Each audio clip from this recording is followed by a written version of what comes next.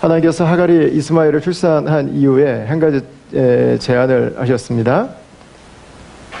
하나님 앞에서 하나님 말씀에 신실하라는 것입니다. 오늘 이 17장 1절 말씀이 한글 번역이 조금 아쉽습니다. 영어 번역으로 보시면 하나님 말씀에 신실할 것, faithful 할 것을 하나님 말씀을 하나님 말씀으로 믿을 것에 대한, 그리고 그렇게 행동할 것에 대한 요구를 하나님께서 하시는 것을 저희가 볼 수 있습니다. 여러분, 이 시점은 지난주에 우리가 함께 나눴던 말씀, 하갈이 아브라함의 아들이었던 이스마엘을 낳은 지 13년이 지난 타이밍입니다. 하나님이 13년 만에 아브라함에게 말씀하셨는데 그 내용이 하나님 앞에 신실하라고 하는 것입니다. 약간 좀 뜬금없는 부분이 될 수 있습니다. 13년 만에 나타나셔서 왜 갑자기 신실하라고 하실까? 이것은 아브라함의 나이와 관계가 있습니다. 아브라함이 지금 99살입니다. 그 사례가 90살입니다. 현실적으로 이제는 아무것도 기대할 수 없는 나이가 됐습니다. 그런데 하나님께서 오늘 본문에 보면 아브라함에게 다시 한번 아들과 자녀 후손에 대한 이야기를 하세요. 자, 17절과 18절을 한번 보십시오. 저희가 읽진 않았지만 아브라함이 하나님이 자녀를 주시겠다고 하는 이야기를 듣고, 그리고 아브라함의 이름을 바꿔주실 때 아브라함이 보인 반응을 한번 보십시오. 아브라함이 엎드려 웃으며 마음속으로 이르되 100세 된 사람이 어찌 자식을 낳을까? 사라는 90세니 어찌 출산하리요 하고 아브라함이 이에 하나님께 아뢰되 이스마엘이나 하나님 앞에 살기를 원하나이다 그랬습니다. 여러분, 하나님께서 말씀하시니까 아브라함이 차마 고개 들고 웃지는 못했습니다. 그런데 엎드려서 웃었습니다. 왜 웃었을까요? 아브라함의 마음은 분명한 것 같습니다. 하나님 이제 그만하시죠. 하나님 이제 됐습니다. 하나님 이제 더 이제 말씀 안 하셔도 됩니다. 라는 것입니다. 아브라함이 볼 때 이거는 이제 일어날 수 없는 일이에요. 그래서 자주 섞인 한마디를 합니다. 그냥 이스마엘만, 13살이 지금 되는데 이스마엘만 하나님 그냥 건강하게 자랄 수 있게 해주십시오. 그러면 될 것 같습니다. 더 이상 다른 말씀 안 하셔도 될 것 같습니다. 아브라함은 포기한 거예요. 안 될 거를 알고 있어요. 자기들이 생명은 유지하고 있지만 누구에겐가 생명을 주기에는 너무 나이가 들었어요. 그들은 생명을 주는 쪽보다는 그들은 죽음이 더 가까운 쪽에 서 있었습니다. 그들은 누군가를 살리는 것보다는 그들은 자신들이 죽을 날이 오히려 더 흙으로 돌아가는 날이 더 가까웠던 거죠. 자, 17장 1절 말씀을 여러분 다시 한번 보십시오. 그 지점에서 지금 하나님께서 이 말씀을 하고 있다고 하는 것을 저희가 기억할 필요가 있습니다. 여러분, 저는 이 메시지가 바로 저와 여러분들의 구원의 메시지라고 저는 생각합니다. 하나님께서 우리를 구원하신 곳이 바로 딱 그 자리입니다. 바울은 에베소 2장 1절 말씀에서 우리 인간에 대해서 말하기를 우리는 죄와 허물로 죽은 자라고 말하고 있습니다. 죽을 자들이 아닙니다. 이미 죽은 자들입니다. 소망이 없는 자들입니다. 우리 힘으로는 가능성이 없는 자들, 이미 다 끝난 사람들이에요. 끝난 사람들. 하나님이 우리를 구원해 주시고 하나님이 우리를 자녀 삼아 주시고 하나님이 우리를 의롭게 하실 때 우리는 이런 말을 할 수 있어요. 하나님 이제 됐습니다. 하나님 이제 그만하시죠. 일어날 수 없는 일입니다. 여러분, 우리의 구원은 거기서부터 시작합니다.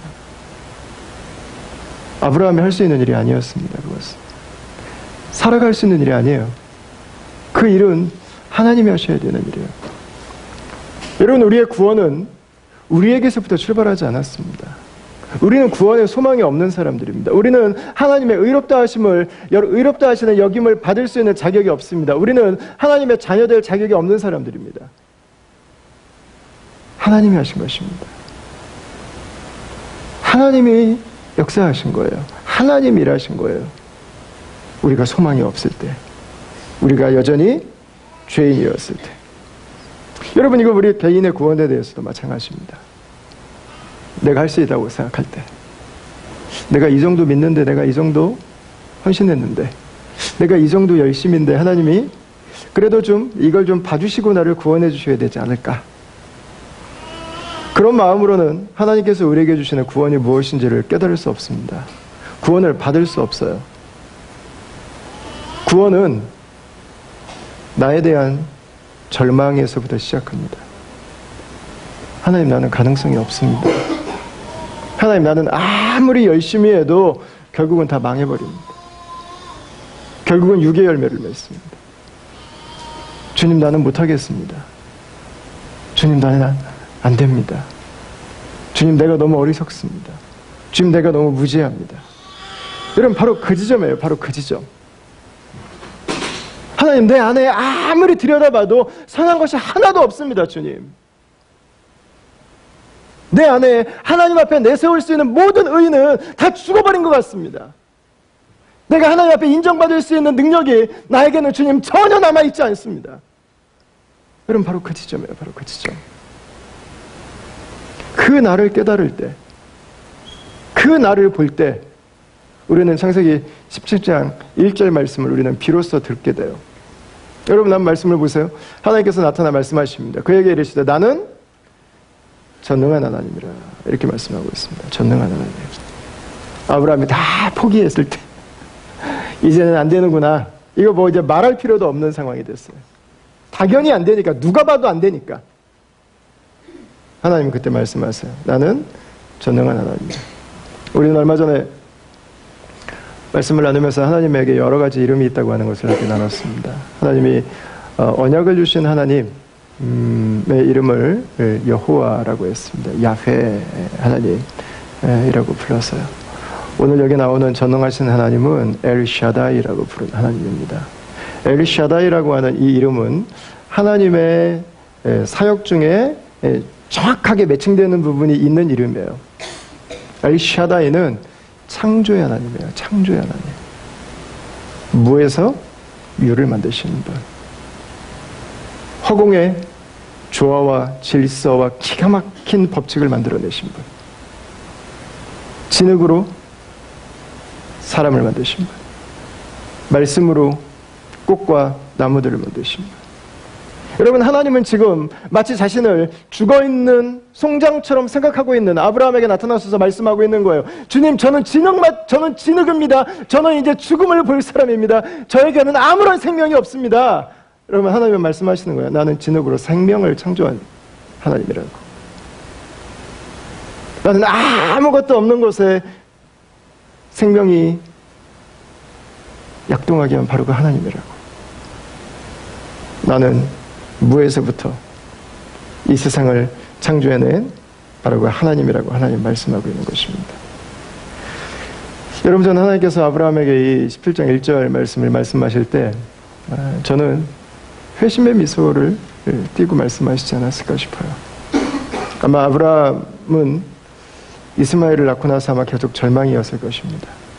아들을 준다고 그랬는데 두 사람을 볼 때 이제 아무런 소망이 없습니다.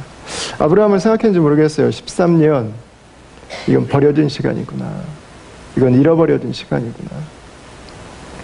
이거는 내 인생에서 정말 쓸데없이 낭비되는 시간이구나. 여러분, 그런데 하나님은 그렇게 말씀하지 않으세요. 13년은 꼭 필요한 시간이었어요. 하나님의 일하심을 두 사람이 경험하기에. 하나님은 13년을 두 사람에게 낭비시키고 계시지 않았습니다. 하나님은 13년을 기다리신 것입니다. 여러분, 우리가 이 땅을 살아가면서 우리의 삶이 주님, 제 시간이 쓰레기통에 버려진 것 같습니다. 제 시간이 낭비되고 있는 것 같습니다. 라는 생각이 혹시 드는 시간을 보내고 계신다면 여러분 기억하셨으면 좋겠습니다. 하나님은 우리의 시간을 버리지 않으십니다. 하나님은 그분의 완전한 계획을 위해서 우리를 기다리게 하실 때가 있는 것입니다. 여러분, 이 창조주 하나님께서 지금 아브라함에게 다시 나타나신 거예요. 나는 엘샤다이의 하나님. 나는 전능하신 하나님이야. 하나님께서 아들을 주시고 하나님께서 후손을 주시고 그들이 하나님을 경외하는 민족을 이루고 그리고 그 민족이 열방의 축복이 되는 그 일을 하나님은 이제 시작하실 거라고 말씀하고 있는 것입니다. 여러분, 우리 다음 가족들 가운데 우리 자녀를 갖기 위해서 기도하고 있는 가정들이 있어요. 저는 오늘 이 말씀에 여러분들의 가정에 하나님의 음성으로 들리게 되길 축원합니다. 여러분, 우리 주변에 아직 예수님을 믿지 않는 분들이 있습니다. 내가 너무 사랑하는데, 내가 너무 소중하게 생각하는데 아직 예수님을 믿지 않는 분들이 있어요.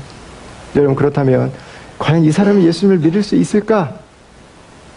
1년, 2년, 10년, 20년을 지나면서 나한테도 이 사람은 불가능하다라는 생각이 드신다면 여러분, 오늘 이 말씀이 여러분들에게 주신 하나님의 음성으로 들려질 수 있게 되길 축원합니다.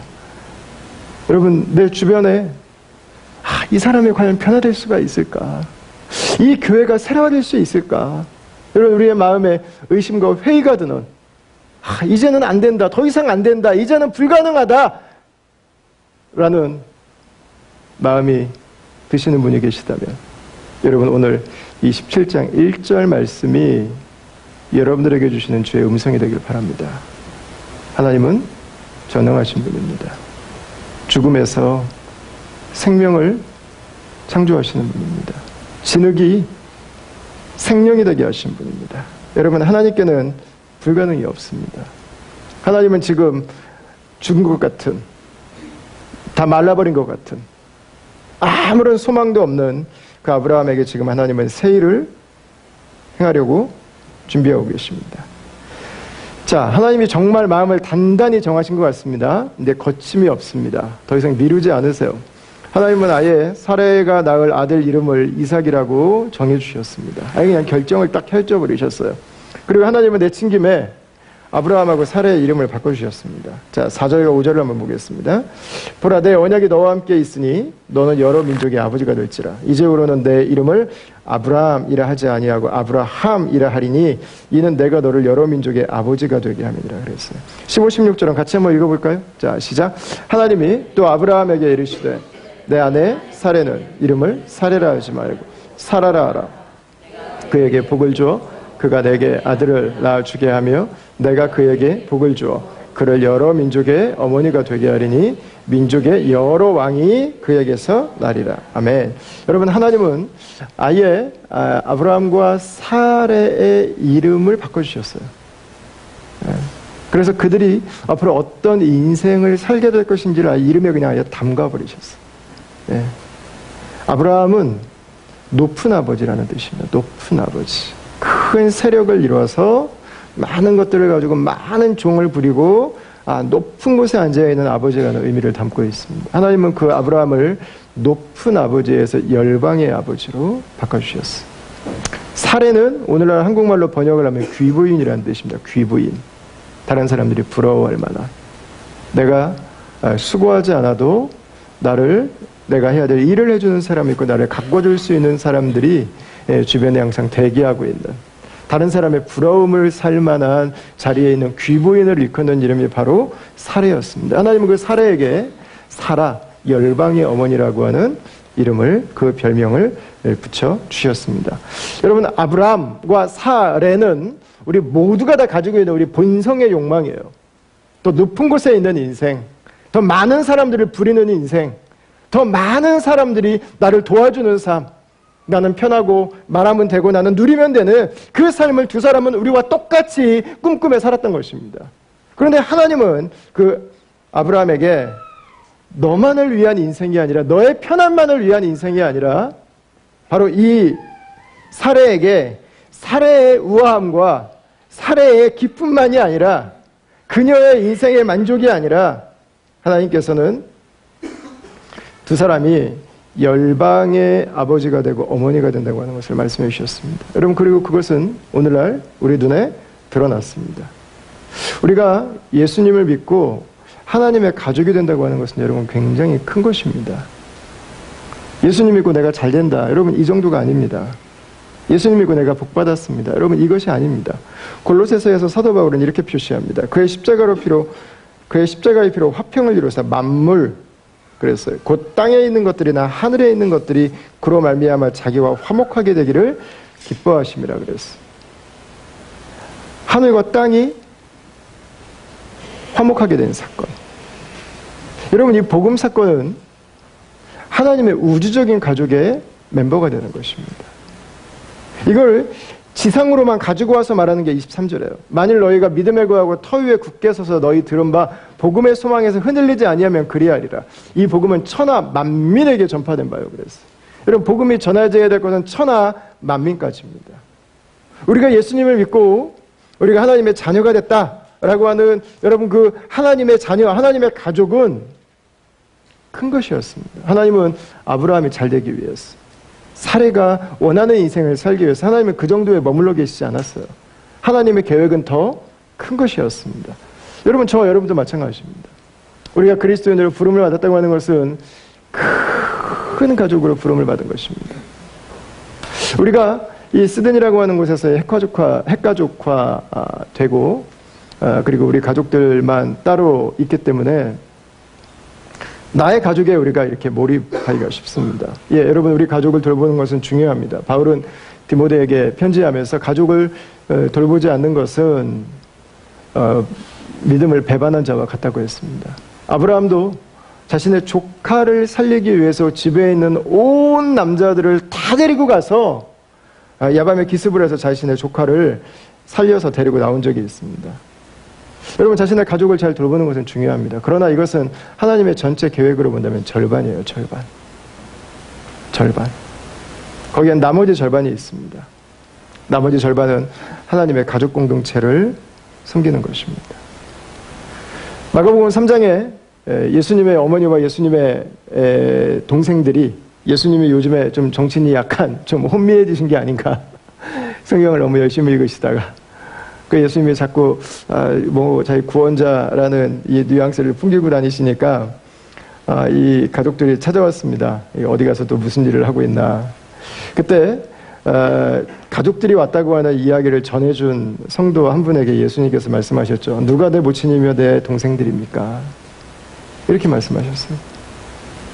여러분, 이분들이 내 어머니고 내 동생들이 아니라는 말이 아닙니다. 예수님께서 하고 싶으셨던 말씀은 그들만 나의 가족이 아니라는 것이었습니다. 누구든지 하나님의 뜻대로 행하는 자, 그 사람이 내 형제고 내 자매고 나의 어머니라고 하는 것입니다. 여러분, 말씀에 순종하는 사람들, 바로 교회를 말하는 거예요. 교회. 예. 우리가 나의 자녀, 나의 가족들에게 관심을 갖는 것은 잘하는 것입니다. 잘 섬겨야 됩니다. 잘 챙겨야 됩니다. 행복한 가정이 되어야 됩니다. 저는 다음 공동체 오시는 가정들마다 우리 다음 공동체에서 결혼을 해서 가정을 이루는 분들마다 정말 행복하기를 저는 기도해요. 예수님 믿는 것은 행복하게 사는 거예요. 정말 행복하셔야 돼요. 여러분, 그러나 그것이 내 가족관이 편협한 것인지 아니면 내가 정말 성경에서 말하는 그 사랑을 가족에게 주고 있는지를 알려면 어떻게 해야 될까? 그걸 알 수 있는 한 가지 지표가 있는데, 그건 뭐냐면 내가 나의 가족을 사랑하는 그 사랑으로 공동체를 사랑하고 있는가 하는 것입니다. 만약에 그 사랑으로 내가 공동체를 사랑하고 아끼지 않는다면 우리는 여전히 편협한 유교적인 혈용 중심적인 그 가치관 안에 머물러 있는 것입니다. 예전에 그 일본 분이신데요, 이케하라 마모루라고 하는 분입니다. 그 책 제목이 아주 과격해서 한국에서 베스트셀러가 된 적이 있는데 아마 여러분들도 많이 읽으셨을 것 같아요. 맞아 죽을 각오를 하고 쓴 한국인 비판이라는 책이 있습니다. 이 책에 보면 한국인들에 대해서 여러 가지 이슈들을 이야기하는데 그 중에 자녀 교육에 대한 게 하나 있어요. 자신의 눈으로 볼 때 한국 사람들의 자녀에 대한 사랑은 너무 왜곡되어 있다는 거예요. 너무 집착적이다. 아침부터 밤까지 부모가 모든 것을 컨트롤하는, 그 부모가 훈육은 하지 않고 그 아이에 대한 사랑이라는 이유로 그 아이를 너무 집착적으로 관심을 보이는 것에 대해서 일본 사람의 눈으로 볼 때는 그게 이해가 되지 않는다고 얘기했어요. 또 하나 거기서 예를 든 게 뭐냐면 한국 사람들은 아이들 싸움이 부모들 싸움이 된다는 거예요. 일본 사람들은 반대래요. 아이들이 싸우면 아이 손을 잡고 가서 부모에게 사과를 한대요. 우리 아이가 부족해서 문제를 일으켰다고, 죄송하다고. 부모들이 화해를 시도한대요. 부모들이. 근데 한국 사람들은 이 아이들이 싸우면 부모가 아이 편 들다가 나중엔 부모들 싸운다는 거예요. 자녀가 우상이 될 수 있는 거죠. 자녀들이 이 가정의 모든 것을 다 결정하는 기준이 되어버리는 거죠. 여러분, 우리가 시드니아라고 하는 곳에서 살아가면서도 우리 자녀들의 숫자가 비교적 이제 적습니다. 그리고 나의 가족 중심으로 살기 때문에 내 자녀가 우상이 되기 참 쉬워요. 저는 종종 자녀들 때문에 교회를 결정하려고 하는 부모들을 만나요.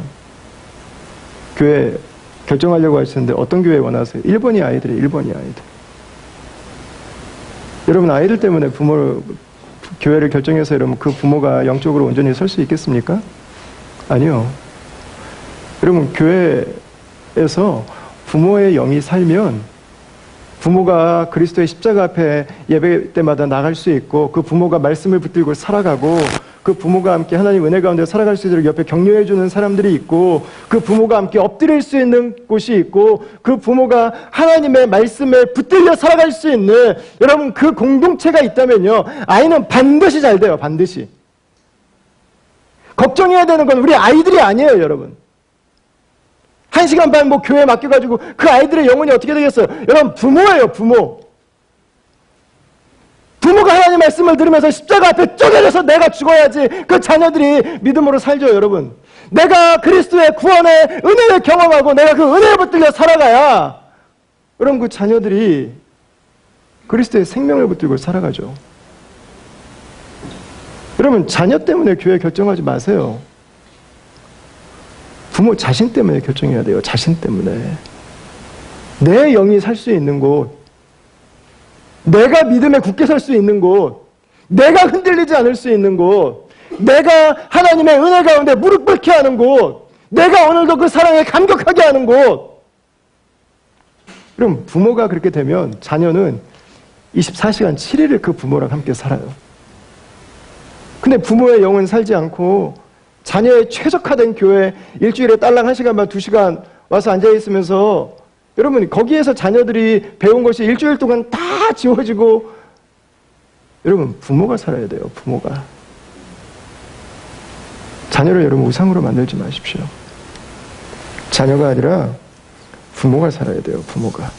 우리 자녀들에게 네가 중심이 아닐 수 있다고 하는 것을 알려주세요. 요즘 자존감 이런 것 때문에 세워주려고 노력하는데 이 정도로 자식 위해서 살아가는 문화에서는요, 기다려도 된다고 하는 거 가르치세요.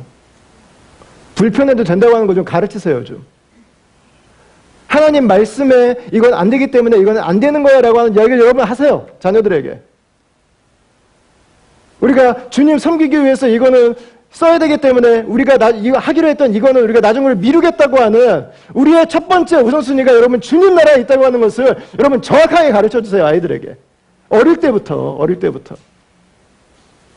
아이들이 다 맞춰서 하나님에게 매일 익스큐즈 구하지 말고, 하나님 이번 주는 제가 이래서 우리 아이 예배 못 보내고, 제가 이번 달 헌금은 내가 우리 아이 이것 때문에 내가 못 드리고, 여러분 모든 게 아이 때문에 익스큐즈 돼버리면 그 아이가 나중에 여러분 하나님 앞에 나왔어요. 여러분 무릎 꿇겠어요?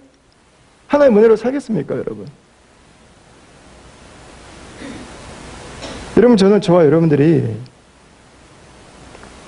하나님께서 주신 아브라함에게 주셨던 이 킹덤 드림을 붙잡고 살아갈 수 있기를 축원합니다.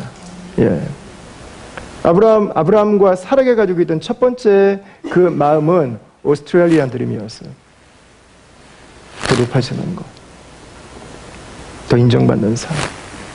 모든 사람들이 이 호주를 오면서 자녀들에게 오스트레일리안 드림을 가지고 있습니다. 그리고 자녀들을 통해서 그것들을 이루고 싶어 합니다. 여러분, 그러나 우리는 그 끝을 볼 수 있어야 합니다. 그 끝. 높아졌는데 뭐 어쩌자고요? 높아졌는데 하나님이 안 계시면 그 삶은 어떻게 될까요? 남들이 다 부러워하는 자리에 갔는데 하나님이 안 계시면 그 자리는 어떻게 될까요? 그 힘을, 그 불을, 그 시간을 감당할 수 있는 사람이 있을까요? 여러분, 아니에요. 자녀들에게 하나님을 가르치십시오. 예. 우리가 하나님의 백성인 것을 가르치십시오. 우리 가정은 하나님을 예배하는 가족이라고 하는 것을 정확하게 알려주십시오. 그리고 우리는 가정만 섬기는 게 아니라 우리에겐 교회가 소중하다고 하는 것을 어릴 때부터 여러분 알려주세요. 그리고 우리 교회만이 아니라 이웃에 있는 교회들, 우리 코리안들만이 아니라 다양한 민족들, 여러분 그들을 축복하는 삶을 살아갈 수 있도록 섬기는 것입니다. 여러분 그래서 하나님은 아브라함에게 열방의 아버지, 사례를 열방의 어머니로 부르신 것입니다. 여러분 그게 교회예요. 그게 교회.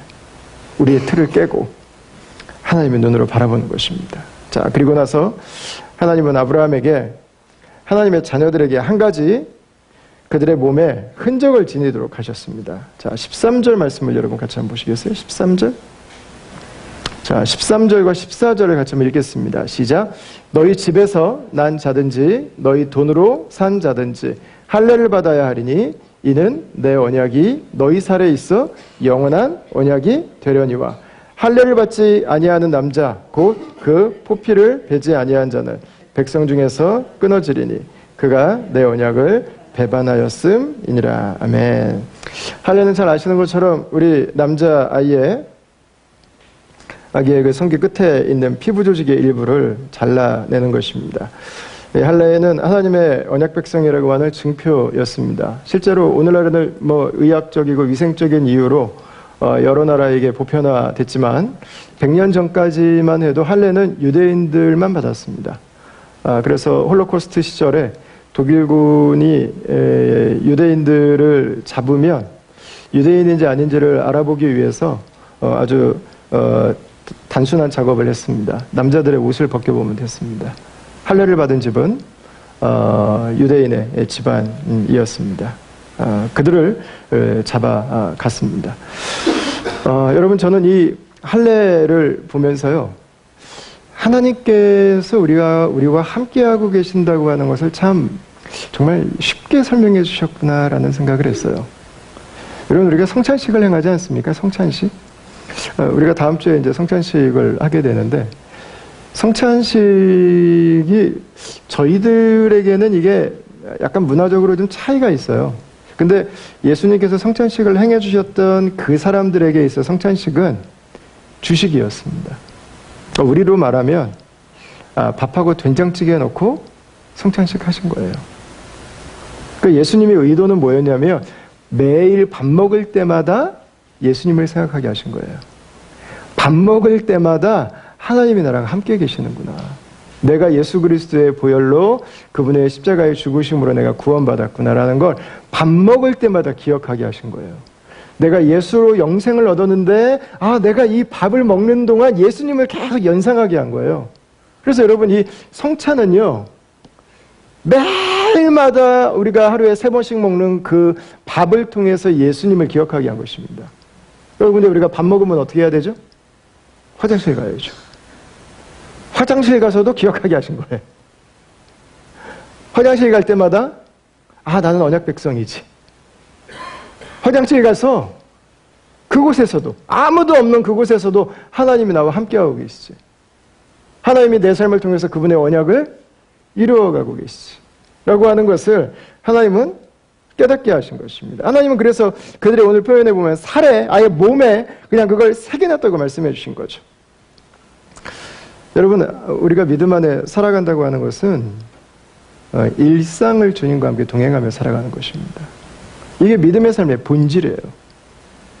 밥 먹는 것, 화장실 가는 것, 잠자는 것, 우리가 일하는 것, 우리가 매일마다 반복된다고 느끼는 바로 그것. 어떻게 생각하면 조금 지루할 수 있고 어떻게 생각하면 조금 재미없다고 생각되는 바로 그것. 여러분 하나님은 그 일상 바로 그곳에서 우리와 함께한다고 말씀하셨어요. 우리가 믿음을 갖는 것은요, 무엇인가 더 짜릿한 것들을 찾아다니는 모험이 아닙니다. 우리의 믿음은 일상에서 그리스도 그분과 함께 동행하며 살아가는 삶입니다. 이게 하나님께서 우리에게 주신 그 믿음의 삶의 본 모습이죠. 이 유대인들은 아들이 태어나면 8일째가 될 때 할례를 행했습니다. 오늘 저희가 읽진 않았지만 23절부터 27절에 보시면 아브라함과 이스마엘 그리고 그 집안의 모든 남자들이 다 할례를 받았습니다. 여러분 다 성인이 돼서 할례를 받았습니다. 이때는 할례를 행하는 도구가 그렇게 좋지 않았습니다. 마취약도 없었습니다. 이때는 돌칼을 갈아서 사용했습니다. BC 2000년대에는 청동기 문명이 아니에요. 돌이에요, 돌. 돌을 날카롭게 갈아서 그걸로 했습니다. 여러분 얼마나 고통스러웠겠습니까? 그리고 이어지는 출혈이 있었습니다. 여러분, 이 하나님께서 할례를 행하게 하신 것은 이유가 있어요. 할례의 모습은 구약의 희생제사로 연결됩니다. 내 몸이 일부가 쪼개진 것처럼 어린 양이 쪼개져서 고통 가운데 피 흘리고 죽었어요. 그래서 내가 죄사함 받았어요. 그것이 예수 그리스도와 연결되죠. 예수님의 제자들에게 잔을 나누시면서 말씀하셨습니다. 마태복음 26장 28절입니다. 같이 한번 읽겠습니다. 이것은 죄사함을 얻게 하려고 많은 사람을 위하여 흘리는 바 나의 피 곧 언약의 피니라.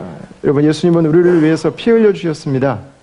인간이 경험할 수 있는 모든 고통 가운데서 그분은 피를 흘려서 우리를 죄로부터 자유케 하신 것입니다. 그것이 바로 예수께서 이 땅에 오신 이유였습니다. 여러분, 그런데 저는 여기에서 아브라함이 하나님께서 할례를 행하라고 말씀하셨을 때 저는 중요한 생각 하나를 했을 수 있다고 저는 생각해요. 창세기 15장에서 하나님은 아브라함에게 조약을 맺자고 말씀하셨습니다. 기억나시나요 혹시? 창세기 15장? 조약 맺는 사건? 아브라함이 동물 사체를 둘로 쪼개서 가운데를 쪼개서 여러 가지를 이렇게 널어놨습니다. 땅 위에다가 흩어놨습니다. 두 나라의 왕이 조약을 맺는 것입니다. 그 조약을 맺을 때는 약한 나라의 왕이 동물 사체 사이를 지나가면서 내가 오늘 한 약속을 지키고 지키지 않으면 이 동물 사체처럼 나는 죽어도 좋다고 하는 생명을 내놓는 언약이었다고 우리가 나누었습니다. 여러분, 그런데 하나님께서는 아브라함에게 그 동물 사체를 지나가도록 하지 않으셨고 하나님 스스로 그 동물 사체를 지나가셨습니다. 이 말은 하나님은 내가 내 생명을 걸고 반드시 아들을 주고 반드시 아들이 민족을 이루고 반드시 그 민족이 열방의 축복이 될 거라고 약속하신 것입니다. 내가 저주를 받을지언정 내가 죽을지언정 이 약속은 반드시 지킨다고 하는 것을 하나님이 말씀해 주셨어요. 여러분, 그런데 그 약속을 하나님이 아브라함과 후손들에게 하셨는데 후손들은 그걸 보지를 못해요. 물론 성경에 기록해 주셨지만. 그리고 오늘 할례를 하도록 하셨습니다. 여러분, 할례는 뭐 하는 거죠? 몸을 둘로 쪼개는 것입니다. 창세기 15장의 언약을 하나님은 이스라엘 모든 백성들이 자자손손 몸에 새기도록 하신 거예요. 무슨 얘기예요? 할례를 몸에 받고 있다고 하는 것은 어떤 것을 의미하는 것입니까? 나는 하나님의 언약 백성이라고 하는 것입니다. 어떤 언약 백성? 하나님이 당신의 생명을 내놓고 당신이 저주를 받을지언정 그분이 죽을지언정 하나님이 우리를 구원하시고 우리를 하나님의 자녀 삼으시고 우리를 열방의 축복으로 삼으시겠다고 하는 것을 하나님은 약속하신 것입니다. 그리고 그것을 믿는 백성들이 바로 그 할례를 행한 것입니다. 여러분, 그 아브라함부터 시작해서 이스마엘, 이삭 그 후손들이 계속해서 할례를 받았습니다. 그리고 한 분이 오셨습니다. 예수님이십니다. 이분은 할례가 무엇을 의미했는지, 이분은 할례가 어디로 우리를 인도해주고 있는지를 정확하게 알려주셨습니다. 이스라엘 백성들은 몸의 일부를 잘라냈어요. 아마 태어난 지 8일 된 어린 아들의 그 신체 일부를 잘라내는 것은 아버지들이 가장 하고 싶지 않은 일 중에 하나였을 것 같아요. 저는, 제 생각에는.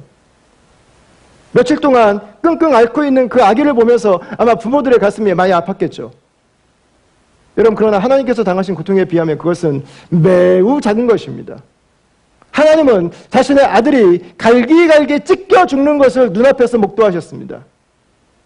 하나님이 하셨던, 하나님이 창세기 15장에서 아브라함과 맺었던 그 언약이 그 후손들을 통해서 약간의 고통과 그 약간의 피 흘림을 통해서 전달돼서 결국은 하나님의 아들이 자신의 온 몸에 있는 피를 다 쏟고 인간이 경험할 수 있는 모든 고통을 다 겪으면서 하나님이 나를 위해 죽으시는, 내가 받아야 될 저주를 하나님 그분이 대신 받으신, 내가 심판받아야 되는데 그분이 심판받으신, 나의 죽음의 자리를 그분이 대신 담당하신, 여러분, 그 사건을 경험하게 된 것입니다. 여러분, 그래서 예수 그리스도는 할례가 무엇인가를 우리에게 보여주는 거예요. 할례가 무엇을 우리를 인도하고 싶었는가? 예수 그리스도는 할례를 성취하신 것입니다. 여러분, 하나님은 그것을 최소화해서 하나님 언약을 기억할 수 있도록 해주신 거예요. 이제 우리는 더 이상 할례를 받을 필요가 없습니다. 이제 우리는 할례를 받지 않아도 됩니다. 그리스도께서 나의 죄를 위해서 이미 자신의 몸을 쪼개서 죽으셨기 때문입니다. 아브라함의 언약을 이미 성취하셨기 때문에 그렇습니다. 우리는 그분과 함께 죄에 대해서 죽었습니다. 그리고 우리는 그분과 함께 죄에 대해서 살았습니다. 여러분, 여러분들이 성탄절에 그 주님의 은혜를 찬양할 수 있게 되길 바랍니다. 예. 여러분, 그래서 우리가 그리스도 안에서 내가 죽고 다시 살았음을 믿고 고백하면서 세례를 받는 것입니다. 여러분, 세례도 여러분 참 은혜가 있지 않나요? 뭐 이렇게 어디서 뭐 히말라야에서 이렇게 뭐 1년에 한 번 피는 꽃을 짜가지고 뭐 그 기름이 나오는데 그걸 뭐 이렇게 바르면은 뭐 구원 백성이 되고 뭐 이러면 여러분 우리가 얼마나 힘들겠어요. 물이에요, 물. 네? 우리 매일마다 1리터, 2리터씩 열심히 마시는 그 물. 물을 볼 때마다 내가 그리스도와 함께 죽었고 그리스도와 함께 살았다고 하는 것을 하나님이 깨닫도록 하셨어요. 여러분들 성탄주의를 보내면서 오늘 본문이 조금 과격한 내용이라 어떤 분들에게는 조금 불편하실 수도 있지만 여러분, 그러나 예수님께서 우리에게 오신 이유가 무엇인지를 오늘 본문은 정확하게 알려줍니다. 하나님의 은혜, 죽은 우리, 진흙 같은 우리, 소망이 없는 우리, 변화될 수 없는 우리, 그 우리를 위해서 예수님은 오신 것입니다. 우리를 살게 하시려고, 다시 우리에게 소망을 선포하시기 위해서, 우리의 불가능을 하나님의 능력으로 행하시기 위해서. 여러분, 그리고 우리가 예수님을 믿고 믿음 안에 살게 하셨습니다. 그래서 우리가 세례를 받는 것입니다. 오늘 일부 예배 때 우리 양숙제매님이 세례를 받으셨는데, 그리고 이번 주 화요일 날은 우리 최진환 형제님께서 또 세례를 받으실 예정입니다. 여러분, 우리가 그래서 성찬에 참여하는 것입니다. 그래서 우리가 성탄절, 이런 절기를 만들어서 지키는 것입니다. 이런 절기를 지킬 수 있는 것은 여러분 은혜예요, 은혜. 예수께서 하신 일 때문에 그렇습니다. 여러분, 그렇다면 이제 우리에게 남은 일은 뭘까요? 우리가 받은 걸 사랑으로 살아가는 것입니다. 그 사랑으로 축복하는 것입니다. 그리스도의 그 사랑, 유대인들이 경험했던 그 할례가 예수 그리스도의 십자가에서 현실로 드러났을 때 나를 향한 그분의 사랑, 그분의 언약을 향한 신실함이 어떤 것인지, 그분의 죄를 향한 공의가 어떤 것인지를 우리가 여러분 깨닫게 되었습니다. 여러분, 이제 우리에게 필요한 것은 그 사랑으로 세상을 축복하는 것이라고 저는 믿습니다. 언제까지요? 주님 다시 오시는 그날까지. 누구에게까지요? 세상 모든 열방과 땅끝까지. 여러분, 그것이 바로 저와 여러분들을 부르신 이유입니다. 그것이 바로 오늘 저와 여러분들이 예배드리는 이유입니다. 주님이 다시 오시는 날 우리는 한 분을 만나게 될 것입니다. 그분의 몸에는 상처가 나 있습니다. 여러분, 사도 바울이 갈라디아서 6장에서 이렇게 고백을 해요. 이후로는 누구든지 나를 괴롭게 하지 말라. 내가 내 몸에 예수의 흔적을 지니고 있노라. 여기서 말하는 흔적은 상처가 아문 거예요. 야수에게 물렸든지 채찍에 맞았든지 몽둥이로 맞았든지 바울이 복음을 전하기 위해서 지불한 대가의 흔적들을 말하는 것입니다. 여러분, 바울은 자신이 만난 예수 그리스도를 증거하고 싶었습니다. 예수님의 사랑을 나누고 싶었어요. 근데 복음을 전하고 주님의 교회를 세우고 하나님의 나라를 섬기기 위해서 살아가는 사람에게는 고통이 따라왔어요. 거절하는 사람이 있었어요. 마음의 상처들이 남고 몸의 상처들이 남았습니다. 여러분, 그러나 모든 생명을 위한 일에는 상처가 남습니다. 여러분, 출산의 과정을 보십시오. 상처가 남습니다. 여러분, 가족을 돌보기 위해서 우리 형제들이 열심히 일하는데 다리가 멍들고 손이 찢어지고 보면은 쉽게 되는 일이 여러분 하나도 없어요. 역시 복음도 마찬가지예요. 복음을 증거하는 일, 생명을 살리는 일, 주님의 교회를 세우는 일, 선교사를 파송하는 일, 여러분, 하나님께서 우리에게 맡겨주신 복음의 사건, 우리를 구원하기 위해서 이 땅에 오신 예수 그리스도의 사랑을 나누는 일은 상처를 받을 수 있습니다. 여러분, 그러나 그 상처는 버려지는 상처가 아닙니다. 괜히 받는 상처가 아닙니다. 예수님이 다시 오시는 그날 우리는 상처 입은 몸을 가지고 이 땅에 오시는 분을 보게 될 것입니다. 두 팔에, 두 다리에. 여러분, 그 상처가 우리를 향한 그분의 고백이 될 거예요. 내가 너희를 사랑해. 이런 우리의 마음에, 우리의 몸에 복음을 위해서 받은 상처가 있다면, 그 흔적이 남아있다면, 여러분, 그것은 말하지 않아도 주님을 향한 우리의 고백이 될 것입니다. 주님, 제가 주님을 사랑해요. 주님, 제가 주님께서 함께 살게 하신 저의 가족들을 제가 사랑해요. 제가 복음을 전하고 싶었고, 예수님의 사랑을 나누고 싶었고, 함께 축복하는 삶을 살고 싶었어요. 여러분, 주님께 말하지 않아도 주님은 아마 그 흔적을 보고 아실 거예요. 우리가 어떤 인생을 살았는지. 여러분, 그리고 예수님은 우리에게 말씀하실 거예요. 나를 닮은 나의 제자라고. 예수님이 사셨던 그 삶을 따라 살기 위해서 우리의 삶을 헌신한 나의 백성이라고 예수님께서 칭찬해 주실 것이라고 저는 믿습니다. 사랑하는 다음 가족 여러분, 성탄절입니다. 예수님이 이 땅에 오셨습니다. 저와 여러분을 위해서 오셨습니다. 저와 여러분을 살려주기 위해서 오셨습니다.